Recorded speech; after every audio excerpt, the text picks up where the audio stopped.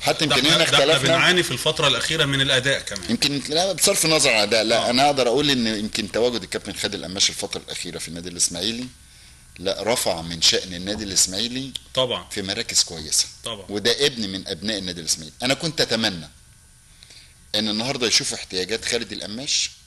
انا محتاج، لان هو اخر مدرب اشتغل مع مجموعه اللعيبه اللي موجوده في النادي الاسماعيلي. مم. مين اللي هيمشي من النادي الاسماعيلي ومين اللي يجي النادي الاسماعيلي. انا على ما اعتقد الصفقات دي كلها بنسبه 90% ما اعتقدش ان الكابتن خالد القماش يعلم جيدا ان الصفقات دي جايه للنادي الاسماعيلي. انا كنت اتمنى، وانا عارف الكلام ده كويس جدا لان انا كنت احد اعضاء مجلس اداره النادي الاسماعيلي في الفتره السابقه. يعني كابتن عاطف، كابتن خالد القماش ما يعرفش مين اللعيبه اللي جايه في الصفقات الجديده، ممكن اقول لك او بنسبه غير موافق عليهم. ممكن اقول لك بنسبه 90% خالد القماش لو اتعرض عليه بعض الناس اللي موجوده داخل النادي الاسماعيلي من الصفقات دي اكيد مليون في الميه هيقول لا. واي مدرب مخلص من ابناء النادي الاسماعيلي اكيد ناس كتير جدا مشيت من النادي الاسماعيلي ورجعت تاني للنادي يعني الاسماعيلي. ممكن نقول زي اوتاكا مثلا.